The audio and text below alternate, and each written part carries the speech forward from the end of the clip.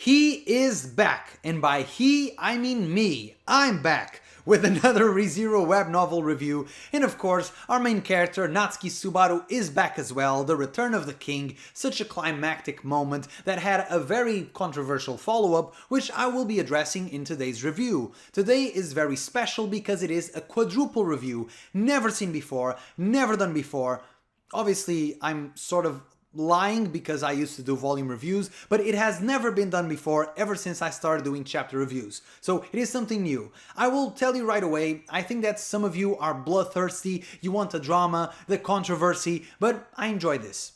I enjoy this. I do have perhaps mixed feelings on some things, but I do think my opinion is slightly different from the more inflammatory community consensus that I saw online, so let's dive right into that, and without further ado, let's start with chapter 58, The Sound of Chains. It is no surprise if you've been watching my videos that Arc 9 has had so many twists and turns that the author actually managed to get me to praise and somewhat enjoy, sometimes, Roy. And that is crazy to me because I'm not a fan of the Gluttony siblings, I'll put it that way, but obviously no one is as bad as that bum Rowan, that piece of garbage, but either way, the slander always never stops. Either way, Roy in this chapter was honestly quite compelling. It made me think about the story of the frog and the scorpion, and there's something very pure and almost very admirable about Roy's way of life, of him being so dedicated to his own gluttony, so dedicated to his own evil.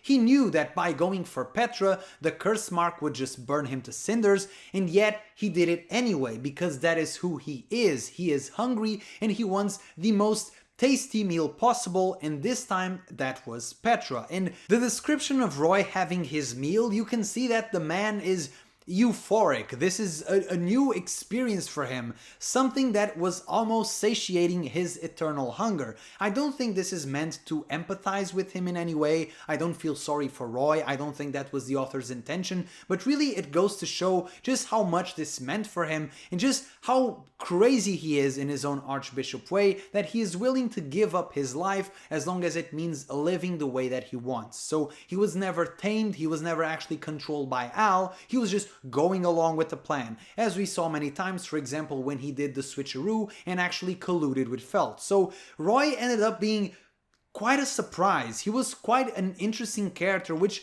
is not something I ever thought I'd say, and even though he is at some points comically evil, and I still have many issues with his dialogue, I do think he is just formulaic and boring a lot of the time, and the kooky dialogue of, hey, I'm hungry, gluttony, I don't think it adds much to me. I prefer the more cerebral, slightly unhinged characters like, for example, a Capella, a Regulus, a Betelgeuse, but still, even though I don't think that Roy is in my top 10 favorite characters in ReZero or anything like that, I really enjoyed his performance, I really enjoyed the very climactic finale that he had, and honestly, I enjoyed his character.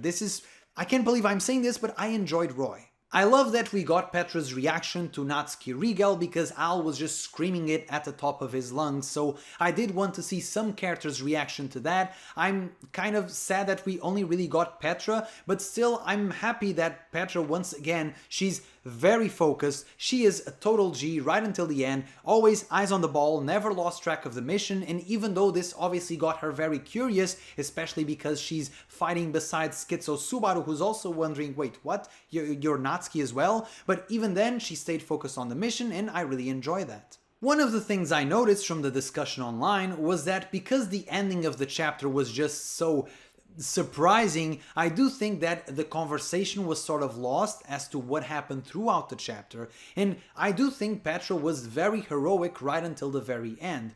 Keep in mind, she knew how Subaru's RBD worked because she has his memories from Arc 4, so she also knows that Subaru can't really control the spawn point of RBD. So this was all just a huge gamble. Petra had no guarantee whatsoever that Subaru would go back all the way way before any of this happened. Subaru could have just respawned right away in place, as has happened many times throughout the story. So this was a huge gamble, but I do love that Petra took that chance, and that Petra tried to honor Subaru's feelings and tried to honor what Subaru would have done had he had the chance. And I do think that is fantastic, and also once again a very heroic ending for a character that has had a very heroic performance throughout Arc 9. There is a moment here, and I do think it is extremely hard for me to sort of abstract myself, because if you guys were paying attention to social media, especially on X, or formerly known as Twitter, whatever you want to call it, as I was putting my review for the Petra chapter, which I loved, and I was just absolutely singing the praises of Arc 9, Twitter was just in flames with everybody just raging at the ending of Arc 9. So it was kind of a jarring thing, but obviously I got spoiled. So I knew there would be a reset, so it's very hard for me to uncondition my brain once I know that the spoiler is coming. But still, even if I didn't know it was coming, I do think that once Roy is gone, this is very much a dead loop. Because once Roy is gone, you have no other way to get Krush back, to get Otto back, to get Petra back, who's just laying there. And it just seemed so finished for me, but once again, I sort of got preconditioned because I knew the spoiler, so it's hard for me to abstract, but I think that in many of these loops, and this is something that will also be relevant for Arc 10, if Roy is gone without the main characters regaining their memories, I do think that loop is likely finished. The only way we're getting Krush and Joshua and Julius back and all of those names is if either we get them from Roy, or if Subaru somehow gets the authority of Gluttony and maybe he can have the ability of getting the names back from the Corridor of Memories or something. But there is no guarantee that will happen, and besides that we have Spica, who... Wow, Spica, thank you for your eloquent contribution. Up next we had the grand reveal as to who the absurd Iron Hammer was, and unlike my initial instinct of it being Rom with his overly large instrument, it is in fact Reinhard. And wow, I suspected it, but I didn't know that he was packing like that. I never thought we'd get a pipe check on Reinhard, but that is crazy. The man truly has it all. The looks, the fame, the power, the money, the cool sword, the blue eyes, the incredibly large sausage.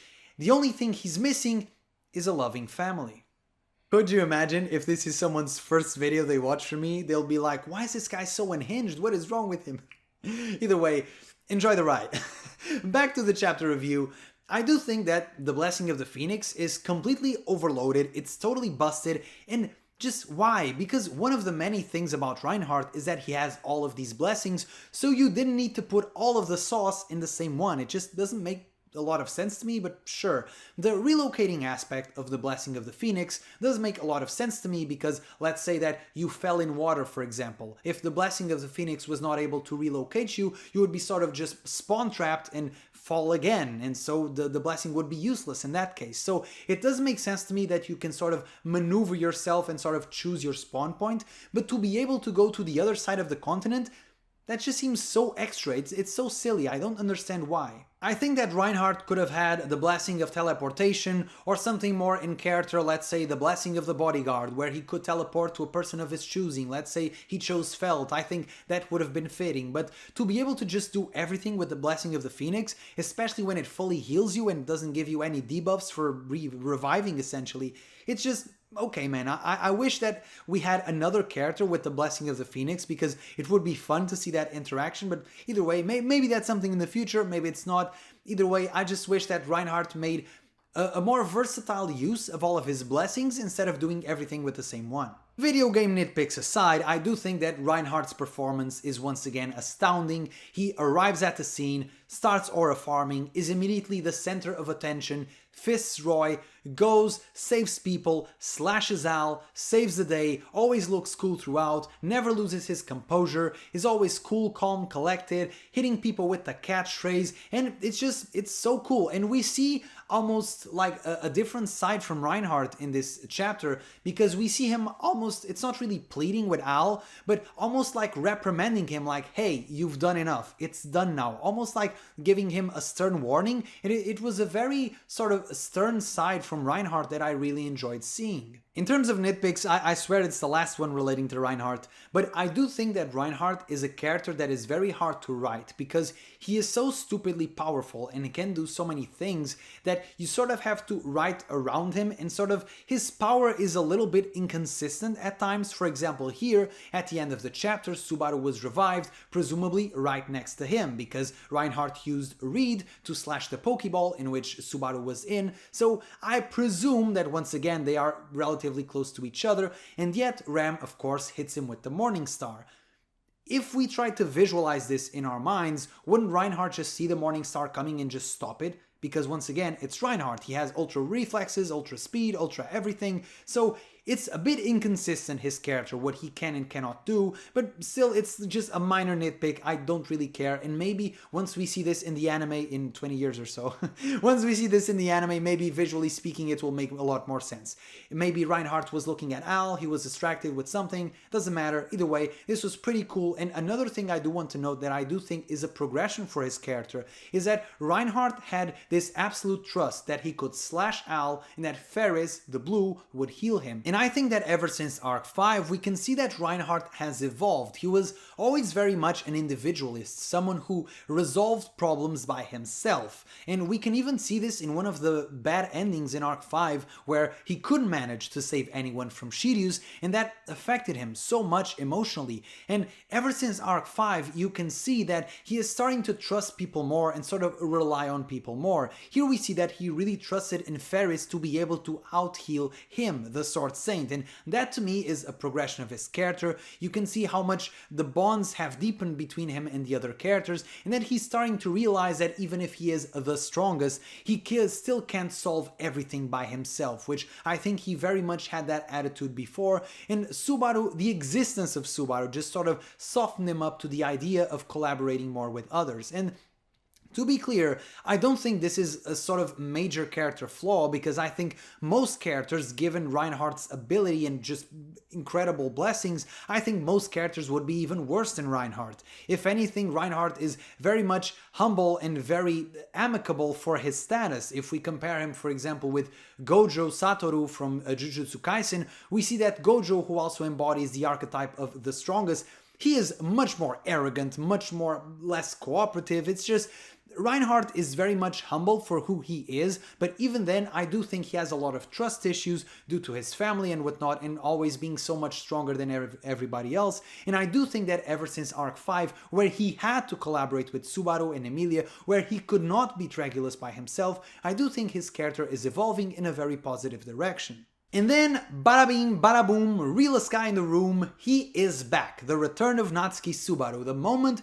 we have all been waiting for. And really this moment, there was so many incredible micro moments inside of this scene that there's just so much to dissect here. I could be here all day. Unfortunately, or perhaps fortunately for my voice, I won't. So let's address the first thing that I really loved. At one point, Al was completely outmatched and he sort of gave up. Even if mentally he was still coping, he wasn't quite accepting defeat yet, but his body just gave out and he embraced Yae in a moment that was very emotional, very loving, and honestly very telling for his character. In the moment of loss, the moment where he knows there is no going back, he just turns to his loved one. And I thought this moment was very telling and once again very reminiscent of moments Subaru has had throughout the series. So I love this quite a lot, and I do think even though there wasn't a lot of dialogue, just the things you can infer by his gesture is just so powerful, and I really enjoyed this moment of humanity for Al. And then of course one of the most surprising reveals for Arc 9,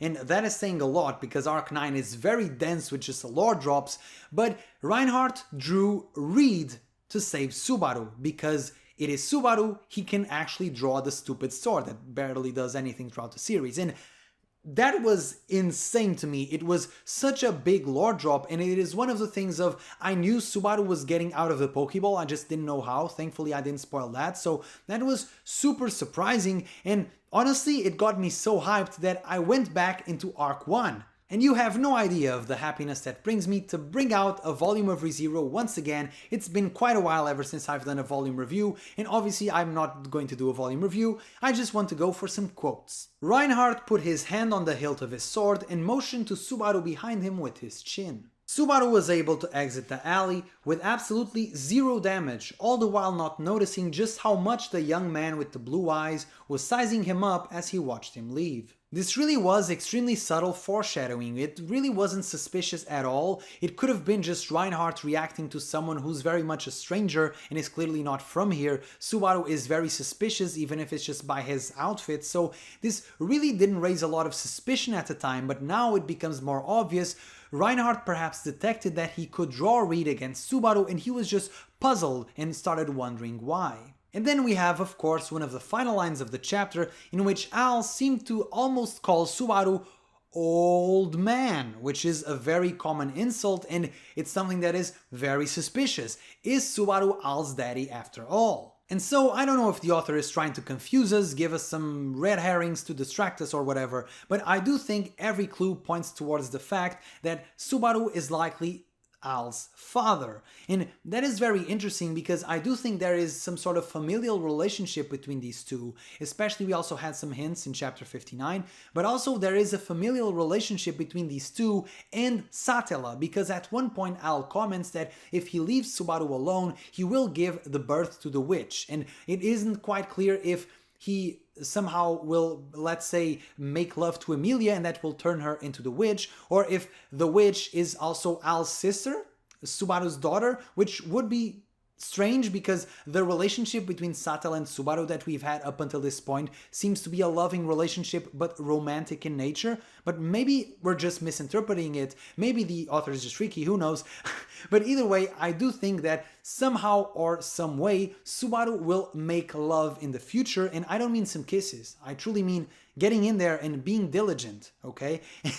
And I do think that this will somehow in some way cause the birth of Satella, cause the creation of the Witch of Greed. And I don't know how this all connects to Al, but I do know that Big Loop theory is becoming more and more apparent every day. And you know what? After the ending of Arc 9, I am more comfortable with it now. I do think that the author can write it in a way that I will enjoy. Even though I do think some things like, for example, Priscilla's death, I don't think that should be reset in any way. But even if it is, I have grown to accept it. I do think it can be done well. And the ending of this chapter was just so surprising because it was just so abrupt. It was out of nowhere. I expected something very long and dramatic, perhaps like we had a bit in Arc 2, where Subaru had this very dramatic moment where he threw himself off the cliff, saying that he would save everybody, but we had nothing of the sort. This was very unceremonious. Subaru just got out of the Pokeball, and then he heard the sound of chains, and boom! That was it. Something that I expect in the anime to just be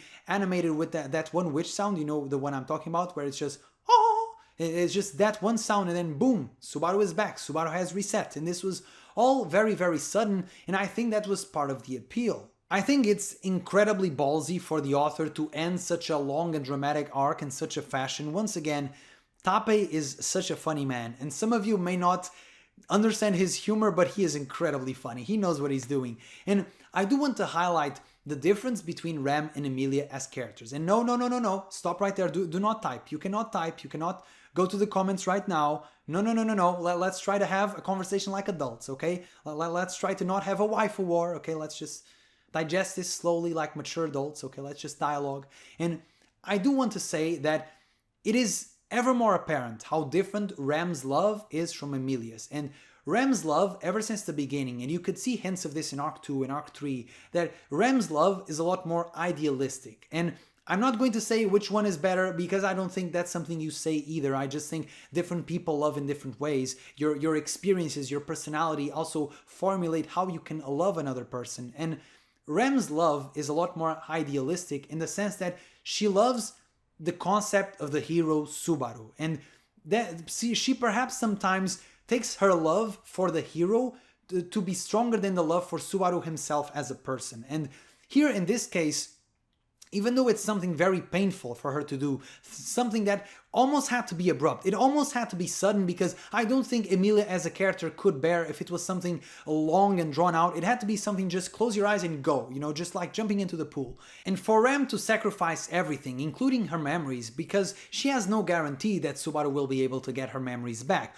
Obviously she's hoping for it, but she has no guarantee that's going to happen. So for her to sacrifice everything, including the one she loves, including herself, for the idea of the hero Subaru who is able to save everybody, for the idea that Subaru would not be okay with this, that Subaru would reset if given the chance so that people don't have to suffer, for the idea of the hero Subaru who's always there at the right timing, always ready to save everybody, and that will leave no one behind. This is very romantic, very powerful, but also so different to Emilia that you can really just feel the different types of love between the two. Emilia is a lot more naive and a lot more hopeful. She would try until the very end. She would insist that Subaru doesn't need to reset because they can still hopefully save the situation. They can still turn it around. Emilia would never want to hurt Subaru because Emilia, in many ways, she also obviously experienced the heroic Subaru, but I think she's in love a lot more with Subaru as the person, the flawed person, than necessarily this idea of the hero. And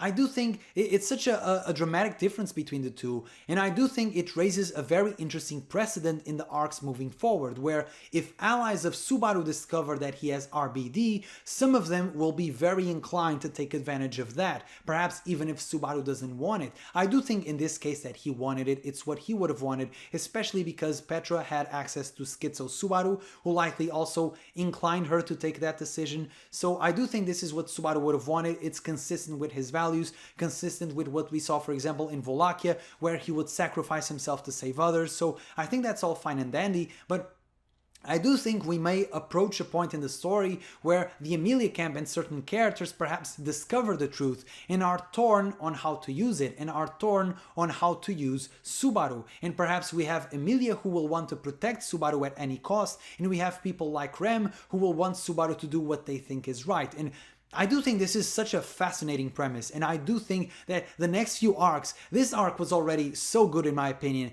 but at the same time it's almost like a feeder arc, a buffer arc for what's yet to come. It's like the sort of entry dish before we get the main course, and I'm so hyped for what's to come, because I do think we got a lot of information and set a lot of precedents for some very interesting story beats to come. Once again, in chapter 59, we get a lot of crazy hints regarding Al and Subaru's familial relationship. Namely, Al knows about Subaru's parents, which at this point I do think it is more likely that Subaru told him than necessarily that Al is Subaru. I don't think that the camp of Al is Subaru is really a thing anymore. I don't think a lot of people believe that by this point, but either way, I do think in this case Subaru told Al. He also has the thing of if Subaru is left alone, he will bring about the world's end. He also is someone who has the name of a star, Subaru, and also bestows to other people names of stars, namely Natsuki Regal, which is presumed to be a name bestowed upon Al by Subaru, so that also makes sense. And then there's also this very obvious line where the Subaru is all awkward because he's very hesitant, because he knows he is about to use the Uno reverse card on Al, and he's very hesitant to do it, and so Al sort of addresses the awkward silence by saying that it's like a parent who's sort of being a bit cold towards his child and doesn't quite know what to say. And this is all very obvious, and I do think by this point those two are father and son, be it in some very strange time loopy way, but I do think those two are father and son. My only main question here is who or what is Satella? Some minor nitpicks with this chapter that I do think the author will probably rearrange or perhaps write in a different way in the light novel version, because to me they didn't make a lot of sense. Namely, because Subaru reset, he already knew that he was going to be betrayed, and so he had Garfield and Edzo on the lookout. But if he had those two on the lookout, didn't they sort of just notice Subaru throwing away the book? I do think I criticized that at the time in the earlier volume, and I still think, especially now that he has reset, it's just such a stupid move. Why would he do that? He should keep his book to himself so nobody else finds it, not just hide it, barely hide it on top of a shelf. It's just so dumb. It's just a stupid non-Subaru-like move. I don't understand why he did that. And also, of course, the fact that Beatrice was inside the orb, reverse engineering the spell, passing that knowledge onto Subaru because she did reset, but Subaru had enough knowledge of the spell so that they could use old Shamak together, which sounds like complete bullcrap, but I'll believe it. And why does old Shamak work so well on Al, since Al does not have a witch factor? Al only has part of an authority. He had his door open by birth, whatever that means, but he doesn't have a witch factor. So why does old Shamak work so well on him? And so we get the very emotional ending where Subaru is just hugging everybody, and we get this big emotional moment that Some of the other characters are obviously confused because they don't have the memories because they all reset, but they sort of just go along with it. And obviously Subaru is not beating the Lollymancer accusations, but hey, it was a pretty cathartic ending for such an emotional arc, and I did enjoy it. I also really enjoyed Petra's interlude. You can finally see what she sacrificed. She sacrificed the potential to be Subaru's wife, which is just such a beautiful thing. For the person she loved, she sacrificed the possibility of being with that person, which, once again, the different types of love and how different but how strongly they love between Ram, Petra, Emilia, it's all so different but also very inspirational, and I really do enjoy Petra as a character. I think she remained very cheeky until the end, sort of cheering for her alternate self to maybe one day get with Subaru. And by the way, guys, the potential to one day be Subaru's wife does not mean let's marry now, okay? I just wanted to throw that out there.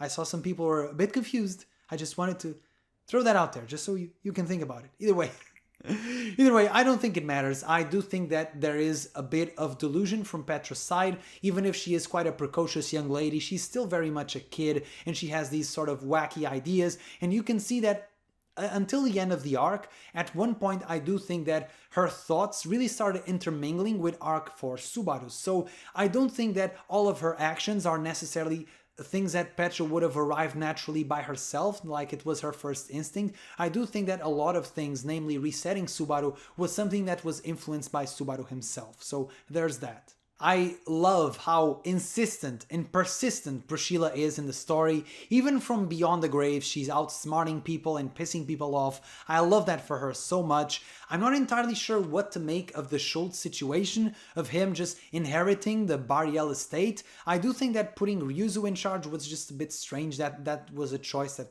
okay, it made me do a double take. That was a bit of a turnoff, but I do think the Schultz being the new heir to Priscilla's will, I'm not entirely sure what to make of that as of this moment, especially because as someone who hasn't really read much of Priscilla's side stories, I only really read X5, in which I don't think Schultz was present. If he was, it was very little, perhaps right at the end.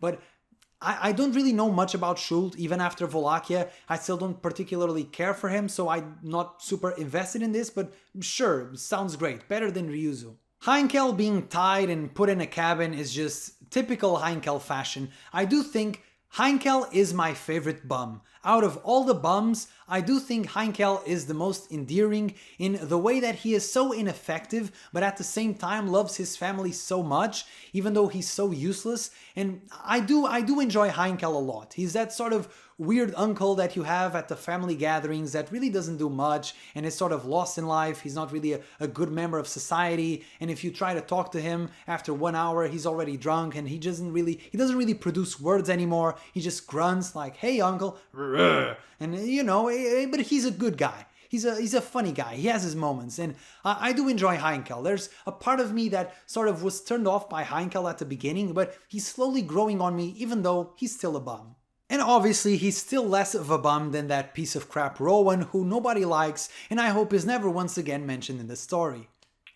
And so Subaru is now determined to get everyone's names and memories back, because now he knows that that is a possibility, and that is honestly what I would do. If I was Subaru in Arc 10, I would just sit everyone down from the major royal camps and just say, "Hey guys, we have a lot of items I want to talk with you about, namely how to get the names and memories out of Gluttony, what to do about this stupid necklace. Reinhard, you keep it for safekeeping, and also take this book. Do not ask any questions, do not read it, just take the book, and yeah, let's move on from there." And this entire epilogue with the Divine Dragon Church nun was very, very interesting. First of all, because number one question, are we finally going to royally select in this royal selection? Because it's been quite a meme up until this point, and I've mentioned this in many volumes, that we made such a big deal of the royal selection, but we still don't really know what it is, what it entails, what do characters need to do. For example, even in this very chapter, they mentioned that it would be very useful to them to have the Bariel estate, but why? Is it going to be a democratic vote? Is it going to be some feat of strength? How is there going to be a royal selection? What does it do? What does it mean? I don't know. It's just, for something that was introduced so early on as a sort of central plot point, it's been this very ambiguous thing, and that has slightly annoyed me. There is a strong chance, as everybody has guessed, that that lady is Capella, or at least not Filiore, because that is likely Felt. And also the ages don't really match. She seems to be a lot older than Felt from the image, so that is strange. Also, I do have to ask this. I have a ReZero, what's it called? The Prophecy of the Throne. I have ReZero, The Prophecy of the Throne, on my Steam library, rotting for years now. I bought it once when it was on discount, and I just never had the time to play it, really. Do I have to play this? Are they just trying to gas it up? Because I've heard people say that it's actually pretty mid and it's not really worth wasting the time on. But I don't know. Let's talk about that later. I would love to stream it. If I could stream it, if I had the time to, I think that could actually be pretty fun. But it's a visual novel, so it's likely 20 hours of gameplay, and there's no way in hell that I can actually live stream that on a reasonable schedule. So I don't know. I don't know if I'm going to play it. Just the thing that maybe I will consider it. And one thing I'm also very hyped about for Arc 10 is, will Marcos finally do something?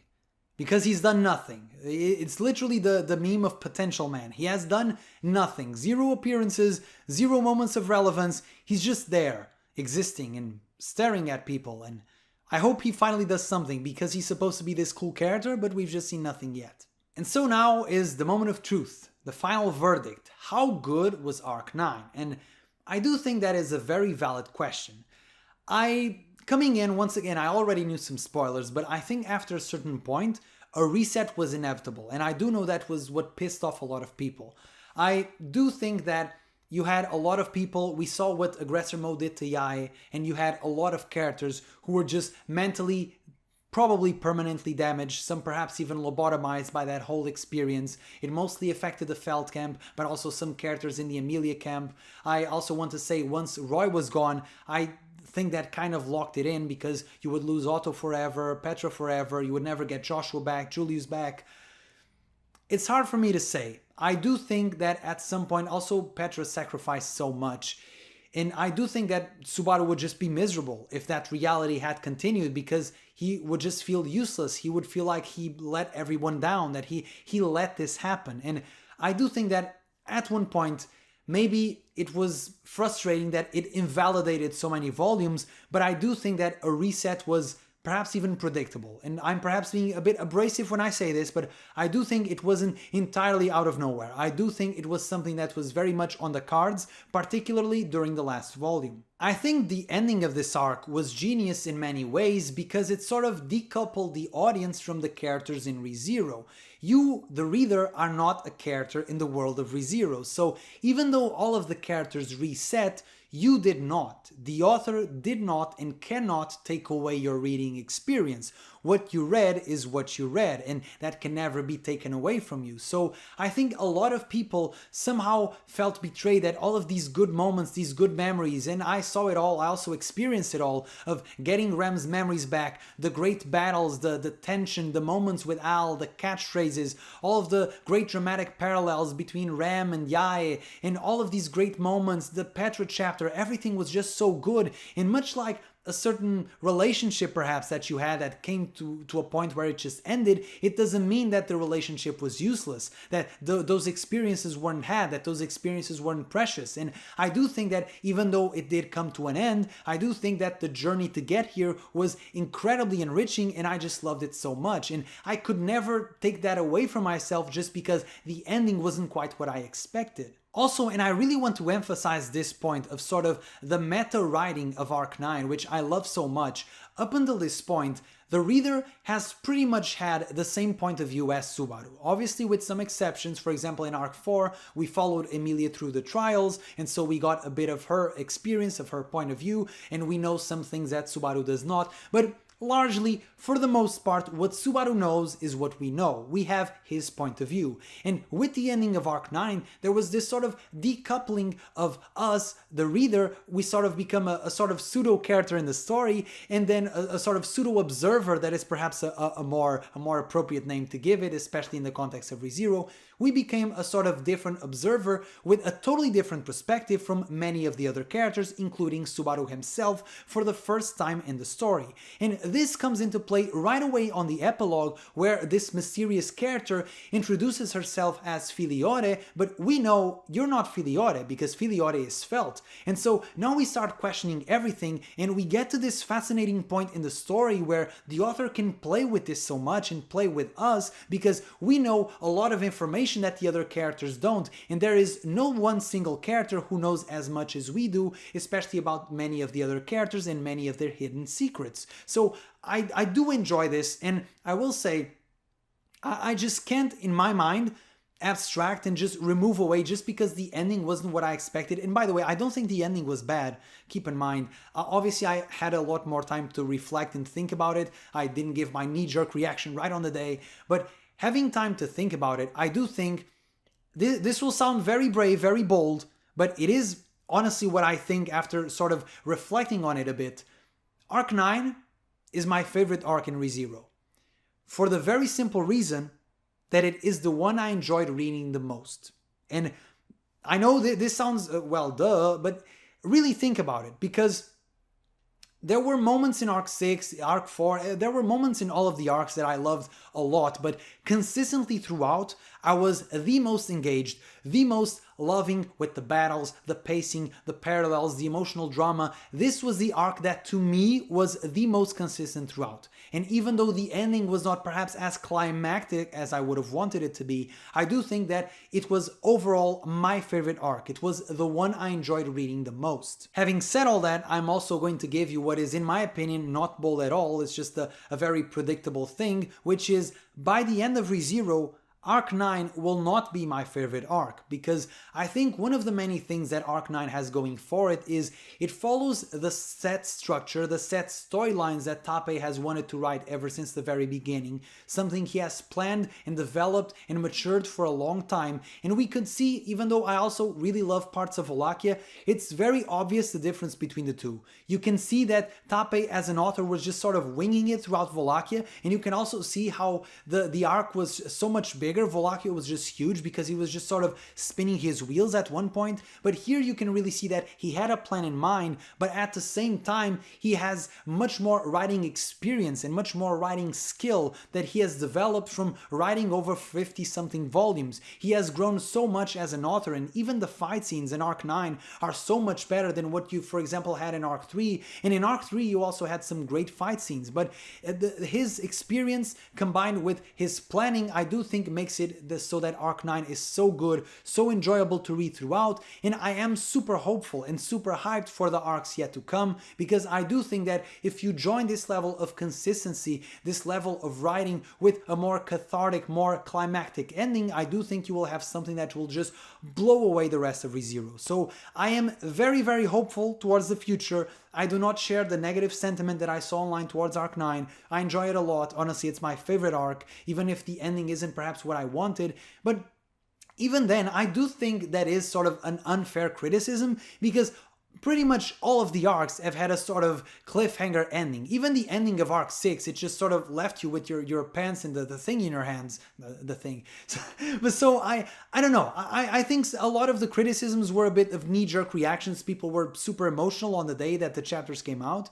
I don't know if a lot of people still think the same way, but for me, I love Arc 9, and it is my favorite one, and it leaves me immensely, immensely hyped for the arcs yet to come. I am super curious to see what you guys thought of Arc 9. Do you love it? Do you hate it? Are you indifferent towards it? Do you think the ending ruined it? Leave it in the comment section below. I'm super eager to see this comment section. And by the way, I have some videos planned for this month. One in particular that I really want to make is a sort of state of the channel video, which I have never made, but I do want to give you guys some transparency on where the channel is and where I plan to take it, so be sure to watch out for that. And until then, huge thanks to all of the channel members, particularly my knights.